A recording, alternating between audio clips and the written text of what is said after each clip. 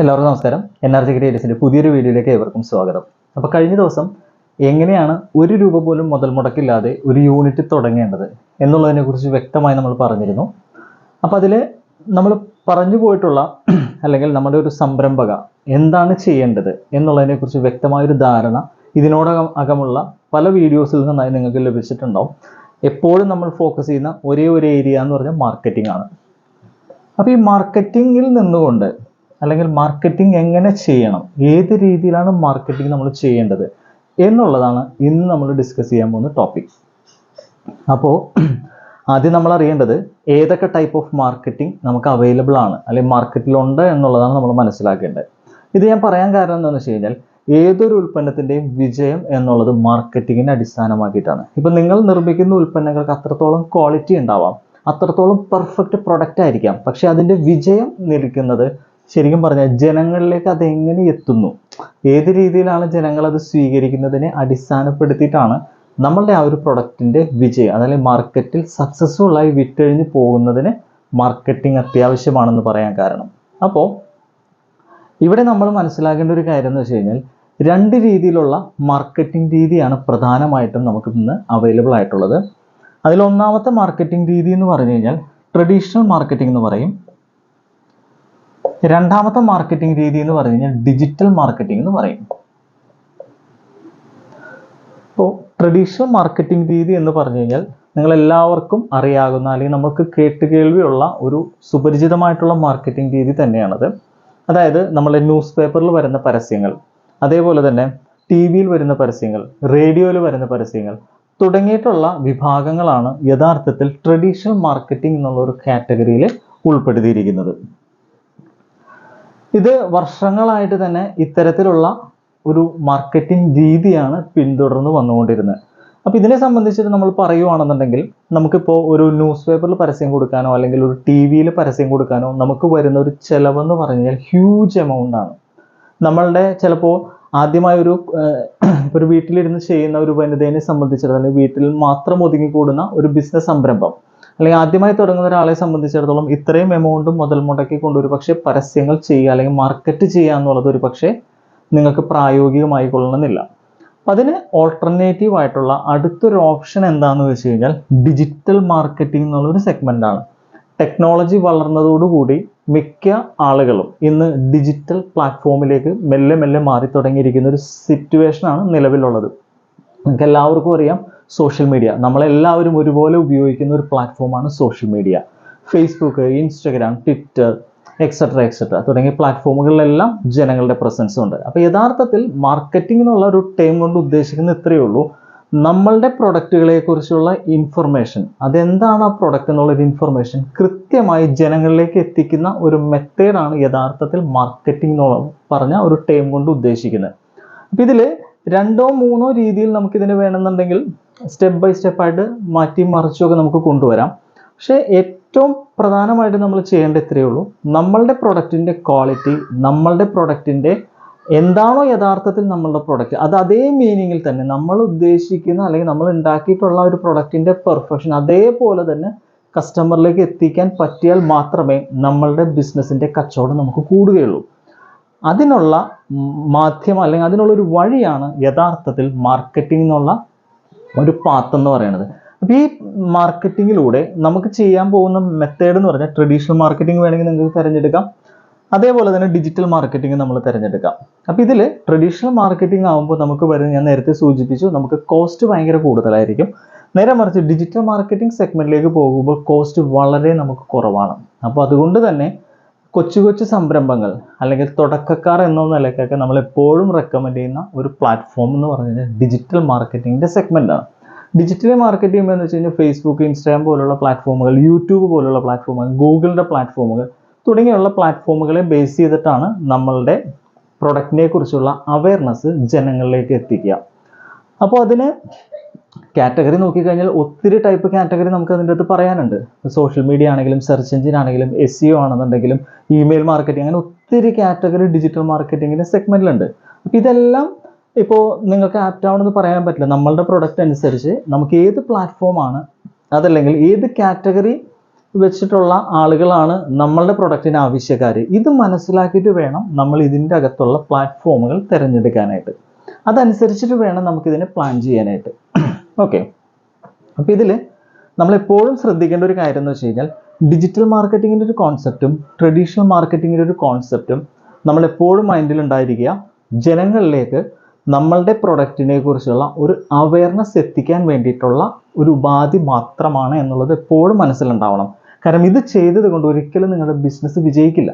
ബിസിനസ്സിലേക്ക് നമുക്കിതിലൂടെ ജനങ്ങളെ, അതായത് എൻക്വയറീസ് ആക്കി നമുക്ക് എത്തിക്കുന്ന ഒരു പ്രോസസ്സിന് വേണ്ടിയിട്ടാണ് യഥാർത്ഥത്തിൽ നമ്മൾ മാർക്കറ്റിംഗ് ചെയ്യുന്നത്. അപ്പോൾ ഈ പ്രൊഡക്റ്റ് നമ്മൾ കൃത്യമായി നമ്മളുടെ പ്രൊഡക്റ്റിനെ കുറിച്ചുള്ള ഇൻഫർമേഷൻ ഈ ഒരു മാധ്യമത്തിലൂടെ ജനങ്ങളിലേക്ക് എത്തിച്ചിട്ടുണ്ട് എങ്കിൽ ഉറപ്പായിട്ടും ഇതിൻ്റെ ആവശ്യക്കാർ നിങ്ങളെ തേടി വന്നിരിക്കും. അത് കൃത്യമായി നിങ്ങൾ പ്രസൻറ്റ് ചെയ്തിട്ടുണ്ടെങ്കിൽ. അതിന് വേണ്ടിയിട്ടാണ് നമ്മൾ ഈ ഒരു പ്രോസസ്സ് ചെയ്യുന്നത്. ഇന്ന് പലർക്കും അറിയില്ല നിങ്ങൾ പേപ്പർ ബാഗിൻ്റെ ബിസിനസ് ചെയ്യുന്നതോ അല്ലെങ്കിൽ നിങ്ങളൊരു ഹോം ബേക്കർ ആണെന്നുള്ളതോ ഇതൊന്നും പലർക്കും അറിയില്ല. ഈ പ്രൊഡക്റ്റിൻ്റെയൊക്കെ ആവശ്യക്കാർക്ക് ഇത് നിങ്ങൾ ചെയ്യുന്നുണ്ടെന്ന് അറിഞ്ഞാൽ മാത്രമേ ഈ ആവശ്യക്കാരെ എൻക്വയറീസ് നിങ്ങളുടെ കൈവശം എത്തുള്ളൂ. അതുകൊണ്ടാണ് നമ്മൾ പറയുന്നത് മാർക്കറ്റിംഗ് നിർബന്ധമായിട്ട് നമ്മളത് ചെയ്തിരിക്കണം. അപ്പോൾ എങ്ങനെയാണ് നമ്മൾ അതിൻ്റെ ഒരു ടൈം അല്ലെങ്കിൽ ഇതിൻ്റെ ഒരു സിസ്റ്റം നമ്മൾ ബിൽഡ് ചെയ്യേണ്ടത് എന്നുള്ളതാണ് നമ്മൾ അടുത്തത് ഡിസ്കസ് ചെയ്യുന്നത്. അതിനായിട്ട് നമ്മൾ ചെയ്യേണ്ടത് പ്രധാനമായിട്ടും ഇപ്പോൾ ഞാൻ പറഞ്ഞു മാർക്കറ്റിങ്ങിൽ നമ്മളെപ്പോഴും സജസ്റ്റ് ചെയ്യുന്നത് ചിലവ് കുറഞ്ഞ രീതികൾ. ഇപ്പോൾ തുടക്കക്കാരെ സംബന്ധിച്ചിടത്തോളം അല്ലെങ്കിൽ ഒരു വനിതയെ സംബന്ധിച്ചിടത്തോളം ഏറ്റവും കുറഞ്ഞ മാർഗത്തിലൂടെ എങ്ങനെ നമുക്ക് ഒരു സംരംഭത്തിനെ മാർക്കറ്റ് ചെയ്തെടുക്കാം എന്നുള്ളൊരു ടൈം ഉപയോഗിച്ചിട്ടാണ് നമ്മളിത് മാർക്കറ്റ് ചെയ്യുക, അല്ലെങ്കിൽ നമ്മൾ അതിൻ്റെ ഒരു സിസ്റ്റം ബിൽഡ് ചെയ്തിരിക്കുന്നത്. ഫസ്റ്റ് ഇപ്പോൾ നമ്മൾ യൂണിറ്റ് രൂപീകരിക്കുന്ന സമയത്ത് നമ്മൾ പറഞ്ഞിരുന്നു നമ്മളുടെ സ്ഥാപനത്തിന് ഒരു പേര് വേണമെന്ന് പറഞ്ഞിരുന്നു. അപ്പോൾ ഇവിടെ നമ്മളൊരു ഡിജിറ്റൽ സെഗ്മെന്റിലേക്കോ അല്ലെങ്കിൽ ട്രഡീഷണൽ സെഗ്മെന്റിലേക്കുള്ള മാർക്കറ്റിംഗ് ചൂസ് ചെയ്ത് കഴിഞ്ഞാലും നമുക്ക് നെയിമിനോടൊപ്പം തന്നെ നമുക്ക് വേണ്ട ഒരു സംഭവമുണ്ട്, ലോഗോ. Name plus logo. ഇതാണ് നമ്മളുടെ ബ്രാൻഡിങ് അല്ലെങ്കിൽ നമ്മളുടെ മാർക്കറ്റിങ്ങിലേക്ക് വേണ്ട ആദ്യത്തെ ടൂൾ എന്ന് പറയുന്നത്. അപ്പോൾ ചിലപ്പോൾ ചില ആളുകൾ അവരുടെ പേര് തന്നെ ചിലപ്പോൾ ലോഗോ ആക്കി ഉപയോഗിക്കുന്നവരുണ്ടാവാം. ചില ആളുകൾ ചിലപ്പോൾ അവരുടെ പേരിൻ്റെ ആദ്യത്തെ അക്ഷരം ഒക്കെ ലോഗോ ആക്കി ഉപയോഗിക്കുന്നവരുണ്ടാവാം. ഇപ്പം നമ്മളെ സംബന്ധിച്ചിടത്തോളം നമ്മളുടെ പേര് വരുന്നതെന്ന് വെച്ച് കഴിഞ്ഞാൽ NRJ Creatives എന്നാണ്. അപ്പോൾ ഇത് നിങ്ങൾക്ക് എല്ലാവർക്കും അറിയാം നമ്മളുടെ ലോഗോ എങ്ങനെയാണ് വരുന്നത്. NRJ ഇങ്ങനെ എഴുതിയിട്ടുണ്ടാവും, അതിൻ്റെ താഴെ ക്രിയേറ്റീവ്സ് എന്നൊരു ചെറിയൊരു അക്ഷരത്തിൽ എഴുതിയിട്ടുണ്ട്. ഇതാണ് നമ്മളുടെ ലോഗോ വരുന്നത്. അപ്പോൾ നമ്മൾ റെപ്രസെൻറ്റ് ചെയ്യുന്ന ഈ ഒരു ലോഗോനെ ബേസ് ചെയ്തിട്ടാണ് നമ്മളുടെ മാർക്കറ്റിൽ നമ്മളുടെ പ്രസൻസ് നമ്മൾ പുഷ് ചെയ്തിട്ടുള്ളത്. അതുപോലെ തന്നെ നിങ്ങൾക്കും നിങ്ങളുടെ പേര് പ്ലസ് ലോഗോ വെച്ചിട്ട് വേണം നമ്മളുടെ മാർക്കറ്റിലേക്ക് നമ്മളുടെ പ്രൊഡക്റ്റിൻ്റെ പ്രസൻസ് സെറ്റ് ചെയ്തെടുക്കാനായിട്ട്. അതിലൂടെയാണ് ജനങ്ങൾ നിങ്ങളുടെ പ്രൊഡക്റ്റിൻ്റെ കാര്യത്തിലോട്ട് അല്ലെങ്കിൽ നിങ്ങളുടെ പ്രൊഡക്റ്റിനെ കുറിച്ച് അറിയുന്നതും മനസ്സിലാക്കുന്നതും. ഇപ്പോൾ നിങ്ങൾ ഏതൊരു ബ്രാൻഡ് വേണമെങ്കിൽ നിങ്ങൾ ചിന്തിച്ച് നോക്കിക്കോ, നിങ്ങൾക്ക് അറിയാവുന്നത് ആ ബ്രാൻഡിൻ്റെ പേര് കേൾക്കുമ്പോൾ തന്നെ നമുക്കറിയാൻ പറ്റും അതിൻ്റെ ലോഗോ എന്താണെന്നുള്ളത്. പലർക്കും അറിയാൻ പറ്റും. അപ്പോൾ അതേ രീതിയിൽ തന്നെ വേണം നമ്മളുടെ ഒരു പ്രൊഡക്റ്റ് മാർക്കറ്റിലേക്ക് ഇറക്കുമ്പോൾ ചെയ്യേണ്ട ഫസ്റ്റ് സ്റ്റെപ്പ് എന്ന് പറഞ്ഞു കഴിഞ്ഞാൽ നെയിം പ്ലസ് ലോഗോ എന്നുള്ളൊരു സിസ്റ്റം നിങ്ങൾ നിർബന്ധമായിട്ടും വെച്ചിട്ടുണ്ടാവണം. അത് വെക്കുന്നത് ഏറ്റവും പവർഫുൾ ആയിട്ടുള്ള രീതിയിലുള്ള റിസൾട്ട് നിങ്ങൾക്ക് കൊണ്ടുതരും. ഇത് ഇന്ന് ചെയ്തു നാളെ റിസൾട്ട് എവിടെയെന്ന് ചോദിച്ചാൽ കിട്ടില്ല. അതിൻ്റേതായ വഴികളുണ്ട്. കാരണം നിങ്ങൾക്ക് ഇപ്പോൾ ലോഗോ കാര്യങ്ങൾ ശ്രദ്ധിച്ചുകൊണ്ട് കാര്യമില്ല. നിങ്ങളുടെ പ്രൊഡക്റ്റിനെ കുറിച്ച് നിങ്ങൾ ഉദ്ദേശിക്കുന്ന ക്വാളിറ്റിയിലുള്ള ഇൻഫർമേഷൻസ് ജനങ്ങളിലേക്ക് എത്തണം. അപ്പോഴാണ് യഥാർത്ഥത്തിൽ നിങ്ങൾക്ക് ഇതിൻ്റെ ഒരു ഔട്ട്പുട്ട് വന്നു ചേരുക. ഓക്കെ, അപ്പോൾ നമ്മൾ ഫസ്റ്റ് സ്റ്റെപ്പ് ചെയ്തു. നമ്മൾ ലോഗോ വെച്ചുകൊണ്ട് നമ്മൾ ബ്രാൻഡിങ്ങിൻ്റെ ഒരു സംഭവം നമ്മൾ തുടങ്ങുകയാണ്. ഇതാണ് മാർക്കറ്റിങ്ങിലെ ആദ്യത്തെ പാർട്ട് വരുന്നത്. അപ്പോൾ ഡിജിറ്റൽ മാർക്കറ്റിംഗ് സെഗ്മെന്റിലേക്ക് നമ്മൾ പോകുമ്പോൾ നമ്മൾ ചെയ്യേണ്ട കുറച്ച് കാര്യങ്ങളുണ്ട്. ഒരു സോഷ്യൽ മീഡിയ പേജ് നമുക്ക് അത്യാവശ്യമാണ്. കാരണം എന്താണ് നമ്മൾ മാർക്കറ്റ് ചെയ്യുന്നത് അല്ലെങ്കിൽ എന്താണ് നമ്മുടെ പ്രൊഡക്റ്റ് സർവീസ് എന്നുള്ളത് ഡിജിറ്റലി ഷോക്കേസ് ചെയ്യുന്നതിന് വേണ്ടിയിട്ട് നമുക്കൊരു മാധ്യമം നമുക്ക് അത്യാവശ്യമാണ്, ഒരു പ്ലേസ് നമുക്ക് അത്യാവശ്യമാണ്. അതിന് വേണ്ടിയിട്ട് നമുക്ക് സോഷ്യൽ മീഡിയ പേജുകൾ നമുക്ക് ഫോം ചെയ്യാം. സിമ്പിളാണ്, ഒരു രൂപ പോലും നമുക്ക് ചിലവില്ല. നിങ്ങൾക്കൊരു ഫേസ്ബുക്കിലോ ഇൻസ്റ്റഗ്രാമിലോ കയറിയിട്ട് ഒരു അക്കൗണ്ട് തുടങ്ങിക്കഴിഞ്ഞാൽ നിങ്ങൾക്ക് അതിലൂടെ ഒരു പേജ് ക്രിയേറ്റ് ചെയ്തെടുക്കാവുന്നതേ ഉള്ളൂ. അതുപോലെ തന്നെ നിങ്ങൾക്ക് യൂട്യൂബിൽ നമുക്ക് ചെയ്ത് ഒരു ചാനൽ ക്രിയേറ്റ് ചെയ്തെടുക്കാവുന്നതേ ഉള്ളൂ. ഇതിലൂടെ നിങ്ങളുടെ പ്രൊഡക്റ്റ് എന്താണെന്നുള്ളതും നിങ്ങളുടെ സർവീസ് എന്താണെന്നുള്ളതും കൃത്യമായി നമ്മൾ രേഖപ്പെടുത്തി വെക്കുക എന്നുള്ളതാണ് ആദ്യത്തെ പാർട്ട്. രണ്ടാമത്തെ സെഗ്മെന്റ് നമുക്ക് വരുമ്പോൾ എന്താണെന്ന് വെച്ച് കഴിഞ്ഞാൽ ഇപ്പോൾ പുതിയൊരു പേജ് നമ്മൾ തുടങ്ങി. അല്ലെങ്കിൽ പുതിയൊരു അക്കൗണ്ട് ഒരു ചാനൽ നമ്മൾ തുടങ്ങി. നിങ്ങൾക്കറിയാം, വെറുതെ ഒരു ചാനൽ തുടങ്ങിയത് കൊണ്ടോ അതല്ലെങ്കിൽ അത് കുറേ ഫോട്ടോസ് അതിലേക്ക് അപ്ലോഡ് ചെയ്തിട്ടത് കൊണ്ടോ ഒരിക്കലും ജനങ്ങൾ നിങ്ങളുടെ കൈവശം വരില്ല, അല്ലെങ്കിൽ നിങ്ങളുടെ പ്രൊഡക്റ്റ് ജനങ്ങൾ അറിയാനും പോകുന്നില്ല. കാരണം അവരെ സംബന്ധിച്ചിടത്തോളം മാർക്കറ്റിൽ ഒത്തിരി പ്രൊഡക്റ്റുകൾ അവൈലബിൾ ആണ്. അപ്പോൾ നമ്മൾ എന്താ ചെയ്യേണ്ടതെന്ന് വെച്ച് കഴിഞ്ഞാൽ, ഈ പറഞ്ഞ പേജ് അല്ലെങ്കിൽ നമ്മൾ ഏത് പ്രൊഡക്റ്റ് ആണോ മാർക്കറ്റിലേക്ക് ഇറക്കാൻ ഉദ്ദേശിക്കുന്നത് ആ പ്രൊഡക്റ്റിനെ പ്രൊമോട്ട് ചെയ്യണം. അപ്പോൾ ഡിജിറ്റൽ ടെക്നിക്കൽ വേർഡ് ഒക്കെ നമുക്ക് വേണമെങ്കിൽ പറയുവാണെന്നുണ്ടെങ്കിൽ സ്പോൺസേർഡ് ആയിട്ട് നമുക്ക് വേണമെങ്കിൽ പ്രൊമോട്ട് ചെയ്യാം. പെയ്ഡ് ആഡ്സ് എന്നൊക്കെ പറഞ്ഞിട്ടുള്ള വാക്കുകൾ ഇതിന് ഉപയോഗിക്കാറുണ്ട്. ഡിജിറ്റൽ മാർക്കറ്റിലെ ആഡ്സ് ആയിട്ട് നമുക്ക് പ്രൊമോട്ട് ചെയ്യാം. അതെല്ലാം ടെക്നിക്കൽ വേർഡുകളാണ്. ചില ആളുകൾ പറയും സ്പോൺസേർഡ് ആയിട്ടുള്ള ആഡുകൾ എന്ന് പറയാറുണ്ട്. ചില ആളുകൾ എന്ന് വെച്ച് കഴിഞ്ഞാൽ പ്രൊമോഷൻ അല്ലെങ്കിൽ പ്രൊമോട്ട് ചെയ്യുന്ന സെഗ്മെന്റിനെ കുറിച്ച് പറയാറുണ്ട്, പെയ്ഡ് പ്രൊമോഷൻ, അങ്ങനെ പല പല ടെക്നിക്കൽ വേർഡുകളുണ്ട്. ഇതിൻ്റെ ബേസിക് ആയിട്ടുള്ളൊരു കാര്യം എന്താണെന്ന് വെച്ച് കഴിഞ്ഞാൽ, നമുക്ക് ഇതിനെ ജനങ്ങളിലേക്ക് എത്തിക്കുന്നതിന് വേണ്ടിയിട്ട് നമുക്ക് ഫേസ്ബുക്കിലോ അല്ലെങ്കിൽ ഇൻസ്റ്റഗ്രാമിലോ അതും അല്ലെങ്കിൽ യൂട്യൂബിലോ അവരാവശ്യപ്പെടുന്ന പണം മുടക്കിക്കൊണ്ട് നമ്മൾ ചെയ്യുന്ന മാർക്കറ്റിംഗ് രീതിയാണ് യഥാർത്ഥത്തിൽ ഈ സ്പോൺസേർഡ് ആയിട്ടുള്ള പരസ്യങ്ങൾ. അപ്പോൾ ഇതിൻ്റെ ഒരു അഡ്വാൻറ്റേജ് എന്താണെന്ന് വെച്ച് കഴിഞ്ഞാൽ, നമുക്ക് നമ്മളുടെ പ്രൊഡക്റ്റിനെ ആവശ്യക്കാരായ ആളുകളെ എങ്ങനെ ഇതിൽ നിന്ന് കണ്ടെത്താം എന്നുള്ളതിനുള്ള ടൂളുകൾ നമുക്ക് ഇതിൻ്റെ അകത്ത് അവൈലബിൾ ആണ്.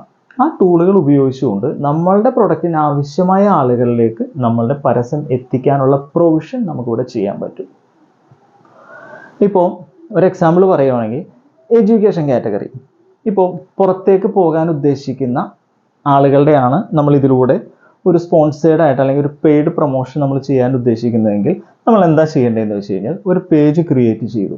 ഈ പേജ് ക്രിയേറ്റ് ചെയ്തതിന് ശേഷം നമ്മൾ അടുത്ത ഒരു ടോപ്പിക്ക് നമുക്ക് വരുന്നത് എന്താണ് നമ്മൾ ആ ഒരു ഇതിലൂടെ ജനങ്ങളിലേക്ക് അറിയിക്കാൻ പോകുന്നത്, അല്ലെങ്കിൽ ഏത് ടൈപ്പ് ഓഫ് ആളുകളാണ് അല്ലെങ്കിൽ ഏത് ടൈപ്പ് ഓഫ് കസ്റ്റമേഴ്സാണ് നമുക്ക് വേണ്ടതെന്നുള്ളതാണ് അടുത്തൊരു ചോദ്യം വരിക. അപ്പോൾ നമ്മൾ പുറത്തേക്ക് പോകാനുള്ള സ്റ്റഡി അബ്രോഡിൻ്റെ സെഗ്മെന്റിലേക്ക് ചിന്തിക്കുമ്പോൾ വിദേശത്തേക്ക് പോകാൻ ഉദ്ദേശിക്കുന്ന സ്റ്റുഡൻസിനെയാണ്, പഠിക്കാൻ പോകുന്ന സ്റ്റുഡൻസിനെയാണ് നമുക്ക് വേണ്ടത്. അപ്പോൾ നമ്മൾ എന്താ ചെയ്യുക, നമ്മളൊരു കാറ്റഗറി സെലക്ട് ചെയ്യും. ഒരു ഏജ് ബേസ് ചെയ്തിട്ട് ഇവിടെ നിന്നും ഇപ്പോൾ ഒരു +2 ഒക്കെ കഴിഞ്ഞിട്ടായിരിക്കും മിക്ക ആളുകളും പുറത്തേക്ക് പഠിക്കാനുള്ള അടുത്തൊരു ടോപ്പിക്ക് സെലക്ട് ചെയ്യുക. സ്റ്റാർട്ടിങ്ങിൻ്റെ ഒരു സ്റ്റേജാണ് ഞാൻ പറയുന്നത്. പിന്നെ അതിനുശേഷം ചിലപ്പോൾ മാസ്റ്റർ ഡിഗ്രി ചെയ്യാൻ പോകുന്ന ആളുകളുണ്ട്. അപ്പോൾ അങ്ങനെ നമ്മൾ നോക്കിക്കഴിഞ്ഞാൽ ഒരു ഏജ് വെച്ചുകൊണ്ട് നമുക്ക് ആദ്യം ഒരു ഗ്രൂപ്പ് നമുക്ക് വർക്കൗട്ട് ചെയ്യാൻ പറ്റും. അതിന് നമുക്ക് പ്രോപ്പർ വേയിൽ സെലക്ട് ചെയ്തുകൊണ്ട് നമുക്ക് സെറ്റ് ചെയ്യാൻ പറ്റും. അപ്പോൾ ഇങ്ങനെ സെറ്റ് ചെയ്തെടുക്കുന്ന ഒരു കാറ്റഗറിയിലേക്ക് സ്റ്റഡി അബ്രോഡ് പോകാൻ ഉദ്ദേശിക്കുന്ന കാറ്റഗറീനെ അല്ലെങ്കിൽ ഇതേ രൂപത്തിൽ നമ്മൾ ചെയ്യാൻ പോകുന്ന രൂപത്തിലുള്ള പരസ്യങ്ങൾ ഇതിനു മുന്നേ ആരെങ്കിലും ചെയ്തിട്ടുണ്ടെങ്കിൽ അവരുടെ പരസ്യത്തിന് റെസ്പോണ്ട് ചെയ്തിരിക്കുന്ന സമാന കാറ്റഗറിയിലുള്ള ആളുകളെ നമുക്കൊരു ടൂൾ ഉപയോഗിച്ചുകൊണ്ട് ഇതിലേക്ക് റീഡയറക്റ്റ് ചെയ്ത് കൊണ്ടുവരാനായിട്ട് നമ്മളെ കൊണ്ട് സാധിക്കും. അതെല്ലാം ഫേസ്ബുക്ക് അല്ലെങ്കിൽ നമ്മളുടെ ഏത് പ്ലാറ്റ്ഫോമാണോ നമ്മൾ ആഡിന് വേണ്ടി യൂസ് ചെയ്യുന്നത് ആ പ്ലാറ്റ്ഫോം ഉപയോഗിച്ചുകൊണ്ട് അവരുടെ ടൂളുകൾ ഉപയോഗിച്ചുകൊണ്ട് നമുക്ക് ചെയ്തെടുക്കാനായിട്ട് സാധിക്കും. അതാണ് ഞാൻ നേരത്തെ പറഞ്ഞത്, നമ്മളുടെ പരസ്യം ഏത് കസ്റ്റമറെയാണോ നമുക്ക് ആവശ്യമുള്ളത് ആ കസ്റ്റമറിലേക്ക് മാത്രം പരസ്യം എത്തിച്ചുകൊണ്ട് നമുക്ക് നമ്മളുടെ കസ്റ്റമറെ നമ്മളിലേക്ക് എത്തിക്കാൻ പറ്റും. ഇപ്പോൾ നിങ്ങൾ ചെയ്യുന്നത് ബേക്കിങ്ങിൻ്റെ ആവാം, പേപ്പർ ബാഗിൻ്റെ ആവാം, മറ്റെന്ത് പ്രൊഡക്റ്റും ആവാം. അപ്പോൾ ഈ പ്രൊഡക്റ്റുകൾക്ക് നമുക്ക് ആവശ്യമുള്ള കസ്റ്റമറിൻ്റെ സെഗ്മെൻറ്റിനെ ഫിൽട്ടർ ചെയ്തുകൊണ്ട് നമുക്കിവിടേക്ക് കൊണ്ടുവരാനായിട്ട് സാധിക്കും. അതാണ് ഈ ഡിജിറ്റൽ മാർക്കറ്റിംഗ് ഏറ്റവും കൂടുതൽ ആളുകൾ ഇന്ന് ഉപയോഗിക്കുന്നത്. കാരണം ടെക്നോളജിയാണ് ആളുകൾ ഉപയോഗിക്കുന്നത്. അപ്പോൾ ഈ ടെക്നോളജി ഉപയോഗിക്കുന്ന ആളുകളെ സംബന്ധിച്ചിടത്തോളം ഒരു നോട്ടീസ് നിങ്ങൾ അച്ചടിച്ചിറക്കി, പല പല വീടുകൾ നിങ്ങൾ കൊണ്ടുപോയി നടന്ന് കൊടുത്തു. അതിൽ എത്ര പേർക്ക് ഈ നോട്ടീസ് കണ്ട അല്ലെങ്കിൽ നിങ്ങളുടെ പ്രൊഡക്റ്റ് ആവശ്യമുണ്ടെന്ന് നമുക്ക് പറയാൻ പറ്റില്ല. നേരെ മറിച്ച് ഇന്ന് സോഷ്യൽ മീഡിയയുടെ വരവോടുകൂടി ലോകത്ത് എവിടെ ഇരുന്നുകൊണ്ടും നമുക്ക് പരസ്യം ചെയ്യാം, നമ്മുടെ പ്രൊഡക്റ്റ് വിപണിയിലേക്ക് ഇറക്കാൻ പറ്റും. അത്തരത്തിലുള്ള ഒരു കാര്യം നമുക്ക് വളരെ സിമ്പിളായിട്ട് ഈ ഒരു പ്രോസസ്സ് ചെയ്യുന്നതിലൂടെ നമുക്ക് ചെയ്തെടുക്കാനായിട്ട് സാധിക്കും. അപ്പോൾ ഇവിടെ നിങ്ങൾ ചെയ്യേണ്ട ഒരൊറ്റൊരു കാര്യമുള്ളൂ. രണ്ടാമത്തെ സ്റ്റെപ്പിൽ പെയ്ഡ് പ്രൊമോഷൻ എന്നുള്ള കാര്യം നിങ്ങൾ ഉപയോഗിക്കുക. ചിലപ്പോൾ ഫേസ്ബുക്കിൽ നിങ്ങൾക്ക് കാണാൻ പറ്റും പോസ്റ്റ് ബൂസ്റ്റ് എന്നുള്ള ഒരു സെഗ്മെന്റ്, അതും ഒരു ടെക്നിക്കൽ ടൈമാണ്. സ്പോൺസേഡ് ആഡുകൾ ഒരു ടെക്നിക്കൽ ടൈമാണ്. പെയ്ഡ് പ്രൊമോഷൻ എന്ന് പറയുന്നത് ഒരു ടെക്നിക്കൽ ടൈമാണ്. ഇത്തരം കാര്യങ്ങൾ ഉപയോഗിച്ചുകൊണ്ട് നിങ്ങൾക്ക് നിങ്ങളുടെ പ്രൊഡക്റ്റിന് ആവശ്യമായിട്ടുള്ള ആളുകളെ നിങ്ങളിലേക്ക് എത്തിക്കാനായിട്ട് സാധിക്കും, അല്ലെങ്കിൽ നിങ്ങളുടെ പ്രൊഡക്റ്റിനെ അവരുടെ മുന്നിൽ പ്രസൻറ്റ് ചെയ്യാൻ പറ്റും. ഈ പ്രസൻറ്റേഷൻ കഴിഞ്ഞു കഴിഞ്ഞാൽ നമുക്ക് അടുത്തത് വരുന്ന സ്റ്റെപ്പ് എന്ന് പറഞ്ഞു കഴിഞ്ഞാൽ, ഇപ്പോൾ ഞാൻ നേരത്തെ സൂചിപ്പിച്ചു ആവശ്യക്കാരായ ആളുകളുടെ മുന്നിലോട്ടാണ് നമ്മളുടെ പരസ്യങ്ങൾ എത്തുന്നത്. അപ്പോൾ അതുകൊണ്ട് തന്നെ ഈ ആവശ്യക്കാരായ ആളുകളിൽ നിന്ന് നമുക്ക് ഇപ്പോൾ ഒരു 1000 ആളുകളിലേക്ക് നമ്മുടെ പരസ്യം എത്തിയിട്ടുണ്ടെങ്കിൽ അതിൽ നിന്ന് എങ്ങനെ പോയാലും ഒരു 10% ആളുകളുടെ എൻക്വയറീസ് നമുക്ക് എക്സ്പെക്ട് ചെയ്യാം. ആ എക്സ്പെക്ട് ചെയ്യണമെന്നുണ്ടെങ്കിൽ നമ്മൾ കൊടുക്കുന്ന കണ്ടന്റുകൾ സ്പെസിഫിക് ആയിരിക്കണം, അട്രാക്റ്റീവ് ആയിരിക്കണം എന്നുള്ളൊരു കണ്ടീഷൻ പുറകെയുണ്ട്. അങ്ങനെ വന്നു കഴിഞ്ഞാൽ 100% നിങ്ങൾ എഴുതി വെച്ചോളൂ, നിങ്ങൾക്ക് എൻക്വയറീസ് വന്നിരിക്കും. ഈ വരുന്ന എൻക്വയറീസിനെ ബിസിനസ് ആക്കി മാറ്റേണ്ട ഉത്തരവാദിത്തം നിങ്ങൾക്കുള്ളതാണ്. ഈ ഒരു പ്രോസസ്സ് ഞാൻ നേരത്തെ പറഞ്ഞു, ഒരു ബിസിനസ് ഓണർ എന്ന് പറഞ്ഞ നിലയിൽ നമുക്ക് വരുന്ന ഫസ്റ്റ് സെഗ്മെന്റ് എന്ന് പറഞ്ഞു കഴിഞ്ഞാൽ മാർക്കറ്റിംഗ് ആണ്. എന്താണ് നമ്മുടെ പ്രൊഡക്റ്റ്, എങ്ങനെയാണ് ജനങ്ങളിലേക്ക് ആ പ്രൊഡക്റ്റിനെ എത്തിക്കേണ്ടത്, അതിനൊരു വ്യക്തമായ ഒരു പ്ലാൻ നമുക്ക് ഉണ്ടാക്കിയെടുക്കാൻ പറ്റിക്കഴിഞ്ഞു കഴിഞ്ഞാൽ ആ ഒരു രീതിയിലൂടെ നമുക്ക് എന്താ ചെയ്യേണ്ടത്, നമുക്ക് കൃത്യമായിട്ട് ജനങ്ങളെ, നമ്മളുടെ പ്രൊഡക്റ്റിൻ്റെ ആവശ്യക്കാരെ മാത്രം തേടി പിടിച്ചുകൊണ്ട് നമുക്ക് മാർക്കറ്റ് ചെയ്തുകൊണ്ട് അവരിലേക്ക് ഇത് എത്തിക്കാം. അവരിൽ നിന്ന് വരുന്ന എൻക്വയറീസ് നമുക്ക് സെയിൽസ് ടീമിനെ ഉപയോഗിച്ചുകൊണ്ടോ അല്ലെങ്കിൽ നമുക്ക് സ്വന്തമായോ കാര്യങ്ങൾ അവരോട് സംസാരിച്ച് നമ്മളുടെ പ്രൊഡക്റ്റ് ഇതാണ്, ഇന്ന രീതിയിലുള്ള ബെനിഫിറ്റുകൾ നിങ്ങൾക്ക് ആ പ്രൊഡക്റ്റ് ഉപയോഗിക്കുന്നതിലൂടെ ഉണ്ടാവും എന്നുള്ള കാര്യങ്ങളൊക്കെ പറഞ്ഞുകൊണ്ട് അവരെ നമുക്ക് ബിസിനസ്സിലേക്ക് കൊണ്ടുവരാനായിട്ട് സാധിക്കും. ഈ ഒരു പ്രോസസ്സ് തന്നെയാണ് ലോകത്തെ എല്ലാ ബിസിനസ്സുകാരും ചെയ്യുന്നത്. അപ്പോൾ ഇത് കൃത്യമായിട്ട് പഠിച്ച് മനസ്സിലാക്കി നിങ്ങൾ ചെയ്യാൻ ശ്രമിച്ചു കഴിഞ്ഞു കഴിഞ്ഞാൽ നിങ്ങളുടെ ബിസിനസ് ഇവിടെയൊന്നുമല്ല, ഏത് പ്രൊഡക്റ്റ് നമുക്ക് മാർക്കറ്റിൽ വിൽക്കാം. കോമ്പറ്റീഷൻ ഉള്ളതോ ഇല്ലാത്തതോ ആയിട്ടുള്ള എന്ത് പ്രൊഡക്റ്റും നമുക്ക് വിൽക്കാം. കാരണം ഇവിടെ ഏത് പ്രൊഡക്റ്റ് വേണമെങ്കിൽ നിങ്ങളൊന്ന് അന്വേഷിച്ച് നോക്കുക, അല്ലെങ്കിൽ നിങ്ങളൊന്ന് അനലൈസ് ചെയ്ത് നോക്കുക. മാർക്കറ്റിൽ നിങ്ങൾ ചെയ്യാൻ ഉദ്ദേശിപ്പോൾ പേപ്പർ ബാഗ് ആവട്ടെ, അല്ലെങ്കിൽ ബേക്കിംഗ് റിലേറ്റഡ് ആയിട്ടുള്ള കേക്ക്, കുക്കീസ്, ജാം, സിപ്പപ്പ്, അങ്ങനെ എന്ത് പ്രൊഡക്റ്റിനും ഇവിടെ ആവശ്യക്കാരുണ്ട്. പക്ഷേ എന്തുകൊണ്ട് നിങ്ങൾക്ക് ബിസിനസ് നടക്കുന്നില്ല എന്ന് ചോദിച്ചു കഴിഞ്ഞു കഴിഞ്ഞാൽ നിങ്ങളുടെ സ്ഥാപനം അല്ലെങ്കിൽ നിങ്ങളുടെ യൂണിറ്റ്, നിങ്ങൾ ഈ ഒരു ഉൽപ്പന്നം ചെയ്യുന്നു, നിങ്ങൾക്ക് ഇത്ര പ്രൊഡക്റ്റുകളുണ്ട്, നിങ്ങളുടെ പ്രൊഡക്റ്റിൻ്റെ പ്രത്യേകത ഇതാണ് എന്നുള്ളത് എത്ര ആളുകൾക്ക് അറിയാം എന്നുള്ളതാണ് ചോദ്യം. ഒരു 10 ആളുകളോ 15 ആളുകളോ അറിഞ്ഞിട്ട് കാര്യമില്ല, ഒരു 100 ആളുകളോ അറിഞ്ഞിട്ട് കാര്യമില്ല. നിങ്ങളുടെ പ്രൊഡക്റ്റിനെ കുറിച്ചുള്ള ഇൻഫർമേഷൻ റെഗുലറായി ജനങ്ങളിലേക്ക് എത്തണം. ഇപ്പം നിങ്ങളുടെ ഒരു പ്രൊഡക്റ്റിൻ്റെ അടി എനിക്ക് വന്നു, ഞാൻ ജസ്റ്റ് നോക്കി ചിലപ്പോൾ ഞാൻ വിട്ടുകളയും, ചിലപ്പോൾ നാളെ എനിക്കിത് ആവശ്യം ഉണ്ടാകാം. ഇപ്പം വീണ്ടും വീണ്ടും ഇത്തരത്തിലുള്ള പരസ്യങ്ങൾ എൻ്റെ കൺമുന്നിലൂടെ പോകുമ്പോൾ ഞാനത് ശ്രദ്ധിക്കാൻ തുടങ്ങും. അങ്ങനെയാണ് യഥാർത്ഥത്തിൽ ബിസിനസ് ഡെവലപ്പായി വരുന്നത്. നിങ്ങളൊന്ന് ആലോചിച്ച് നോക്കി, ഒരുപാട് പരസ്യങ്ങൾ നമ്മളുടെ ടി വിയിൽ വരുന്നുണ്ട്. ഇപ്പോൾ ഷാരൂഖ് ഖാൻ ബിസ്ക്കറ്റിൻ്റെ പരസ്യത്തിൽ അഭിനയിക്കുന്നുണ്ട്, ബൂസ്റ്റിൻ്റെ പരസ്യത്തിൽ അഭിനയിക്കുന്ന താരമൂല്യമുള്ള ആളുകൾ നിങ്ങൾക്കറിയാം. ഇവരൊക്കെ അഭിനയിക്കുന്ന ആളുകൾ, ഇപ്പോൾ ഒരു എക്സാമ്പിൾ ആണെന്നുണ്ടെങ്കിൽ, ഇപ്പോൾ ബൂസ്റ്റിൻ്റെ പരസ്യം, ഇപ്പോൾ ധോണി ബൂസ്റ്റിൻ്റെ പരസ്യത്തിൽ അഭിനയിക്കുന്നുണ്ട്, സച്ചിൻ അഭിനയിച്ചിരുന്നു. ഇവർക്കെല്ലാം ഈ ഒരു എമൗണ്ട് നമ്മൾ ബൂസ്റ്റ് കുടിച്ചു കഴിഞ്ഞ് കഴിഞ്ഞാൽ നമുക്ക് എനർജി കിട്ടും എന്നുള്ളൊരു മീനിങ്ങോട് കൂടിയാണ് അതിൽ പ്രസൻറ്റ് ചെയ്തിരിക്കുന്നത്. അപ്പോൾ നിങ്ങൾക്ക് എല്ലാവർക്കും അറിയാവുന്ന ഒരു കാര്യമാണ്, നമ്മളൊരു പ്രൊഡക്റ്റ് മാർക്കറ്റിലേക്ക് ഇറക്കി അതിൽ നിന്ന് ഒരു ഔട്ട്പുട്ട് കിട്ടാനായിട്ട് വരുന്നൊരു ടൈം പീരീഡ്. പക്ഷെ എന്തുകൊണ്ടാണ് അവരങ്ങനെ പ്രസൻറ്റ് ചെയ്യുന്നത്? ജനങ്ങൾ ശ്രദ്ധിക്കപ്പെടണം. ജനങ്ങൾ ശ്രദ്ധിക്കപ്പെട്ടാൽ മാത്രമേ നമ്മുടെ പ്രൊഡക്റ്റുകൾ വിറ്റഴിഞ്ഞു പോവുകയുള്ളൂ. ആ ഒരു പ്രസൻറ്റേഷനാണ് യഥാർത്ഥത്തിൽ നമുക്കും വേണ്ടത്. എന്ന് വെച്ച് നാളെ ചാടി കയറി നമ്മൾ താരമൂല്യമുള്ള ആളുകളെ വെച്ച് പ്രസൻറ്റ് ചെയ്യണം എന്നല്ല അർത്ഥമാക്കുന്നത്. ഇതേ രീതിയിൽ നമുക്ക് എന്ത് ചെയ്യാൻ പറ്റും, നമ്മളുടെ പ്രൊഡക്റ്റിനെ മാർക്കറ്റിൽ ശ്രദ്ധിക്കപ്പെടുന്നതിന് വേണ്ടിയിട്ട് നിങ്ങൾക്ക് എന്ത് ചെയ്യാൻ പറ്റും എന്നുള്ളതാണ് ചോദ്യം. അത് കൃത്യമായിട്ട് നിങ്ങളൊന്ന് പ്രസൻറ്റ് ചെയ്ത് നോക്കിക്കേ, ബിസിനസ് നടന്നിരിക്കും. എല്ലാ ബിസിനസ്സുകളും ഇതേ രീതിയിലുള്ള സ്ട്രാറ്റജിയും ഇതേ രീതിയിലുള്ള പ്രസൻറ്റേഷൻ വെച്ചുകൊണ്ട് തന്നെയാണ് മുന്നോട്ട് പോകുന്നത്. പക്ഷെ ചെയ്യുമ്പോൾ ഒരൊറ്റൊരു കാര്യമുള്ളൂ, അടക്കും ചിട്ടയോടുകൂടിയും സിസ്റ്റമാറ്റിക് വേയിൽ നമ്മൾ എപ്പോഴും ബിസിനസ്സുകളുടെ കാര്യങ്ങൾ ചെയ്യാനായിട്ട് ശ്രമിക്കുക. മാർക്കറ്റിംഗ് ഇല്ലാതെ ബിസിനസ് ഇല്ല. എപ്പോഴും നമുക്ക് മാർക്കറ്റിംഗ് ആണ് ഏതൊരു ബിസിനസ്സിൻ്റെയും വിജയം. ഇതിലൂടെ ലഭിക്കുന്ന എൻക്വയറീസ് ആണ് നിങ്ങൾക്ക് നാളത്തെ ബിസിനസ്സായിട്ട് മാറുക. അത് കൃത്യമായിട്ട് നിങ്ങളൊന്ന് പ്ലാൻ ചെയ്തൊരു വർക്കൗട്ട് ചെയ്യാനായിട്ട് ശ്രമിക്കാം. ഇതിനെക്കുറിച്ച് എന്തെങ്കിലും ഡൗട്ടുകളോ കാര്യങ്ങളോ ഉണ്ടെന്നുണ്ടെങ്കിൽ നിങ്ങൾക്ക് കമൻറ്റ് ചെയ്യാം. അപ്പോൾ വീഡിയോ ഇഷ്ടപ്പെട്ട് കഴിഞ്ഞ് കഴിഞ്ഞാൽ ലൈക്ക് ചെയ്യാനും, അതേപോലെ തന്നെ ഇത്തരത്തിലുള്ള വീഡിയോസ് നിങ്ങൾക്ക് ആവശ്യമുണ്ടെന്ന് തോന്നുന്നുണ്ടെങ്കിൽ നമ്മുടെ ചാനൽ സബ്സ്ക്രൈബ് ചെയ്ത് വയ്ക്കാനും ശ്രമിക്കുക. Okay, thank you.